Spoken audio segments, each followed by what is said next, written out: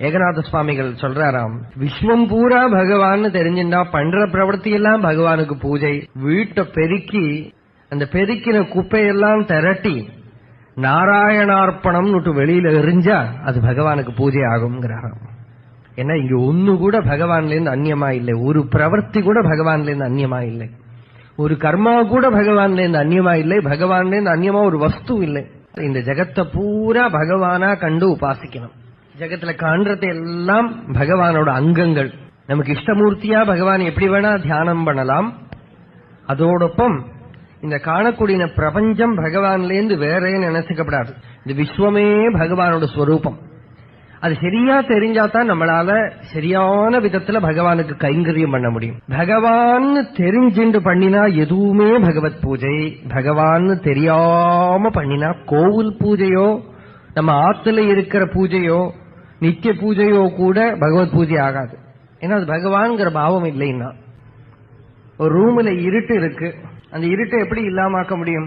யாரோ சொன்னா இருட்டு கூட கொஞ்ச நாளைக்கு சண்டை போடுங்கோ இருட்டு போகும். அப்ப ஒருத்தர் ரொம்ப நாளைக்கு இருட்டு கூட சண்டை போட்டுட்டே இருந்தாராம், களைச்சு போயிட்டார். வேற யாரோ வந்து சொன்னா அப்படியெல்லாம் இருட்டு போகாதே, இருட்டே நீ என்னை விட்டு விலகுன்னு பிரார்த்தனை பண்ணிட்டே இருக்கணும், அப்ப இருட்டு போகும்னு சொன்னாலாம். இவர் அந்த இருட்டுக்கிட்டேயே பிரார்த்தனை பண்ணிட்டு இருந்தாராம், இருட்டே நீ இந்த ரூமை விட்டு போ. அப்பவும் போகல. கொஞ்ச நாள் கழிஞ்ச போய் யாரோ சொன்னா அப்படியெல்லாம் இருட்டு போகாது, ஒரு பக்கெட்ல இருட்டை எடுத்து கொஞ்சம் கொஞ்சமா வெளியில கொண்டு விடணும். இவர் பக்கெட்ல இருட்டை வெளியில கொண்டு விட்டு இருந்தார், அப்பவும் இருட்டு போகல.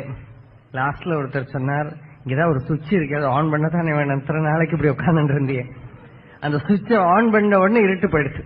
1000 வருஷமா இருக்கிற இருட்டா இருந்தாலும் லைட்டை போட்டா ஒரு க்ஷணத்துல போயிடுறது. அது மாதிரி எத்தனை ஜென்மாவா இருக்கிற துக்கமா இருந்தாலும் ஆத்ம ஞானம் உதிக்கிற நிமிஷத்துல அந்த துக்கம் போயிடும். எப்ப ஜீவனுக்கு நான் சரீரம் அல்ல நான் ஆத்மாங்கிற அனுபவம் ஏற்படுறதோ முதல்லதான் நான் சரீரம் அல்ல, நான் மனசல்ல, நான் புத்தி அல்ல, நான் அகங்காரம் அல்ல, இப்படி இப்படி விளக்கிட்டு போகும். அப்புறம் அந்த உண்மையான பொருளை தொட்டாச்சுன்னா அப்புறம் திரும்பி பார்க்கறத சரீரம் மனசு புத்தி பிரபஞ்சம் எல்லாமே அதுதான், அது வேற இல்லை. ராமகிருஷ்ண பரமஹம்சர் சொல்லுவார், இந்த ஸ்டேர்கேஸ் ஏறி வரத்த இந்த ஃபர்ஸ்ட் ஸ்டெப்ல வரத்த இந்த ஸ்டெப் ஹால் ஆகல, ஒரு ஸ்டெப்பா இது அல்ல இதெல்லாம் நிக்கிட்டு வரும். மேல ஹால்ல வந்த அப்புறம் கீழே பாக்கறத ஹாலை எந்த சிமெண்டால கட்டியிருக்கோ அதே சிமெண்ட் தான் இந்த படி எல்லாமே. அது மாதிரி முதல்ல இந்த ஜீவன் ஓரோனையா விலக்கி விலக்கி விலக்கி தெரிஞ்சுக்கிறது. லாஸ்ட்ல தன்னை தெரிஞ்சுன்னு கொடுத்தனா பிரபஞ்சம் பூரா ஒரே வஸ்து தான், ரெண்டாமது ஒரு பொருளே இல்லை.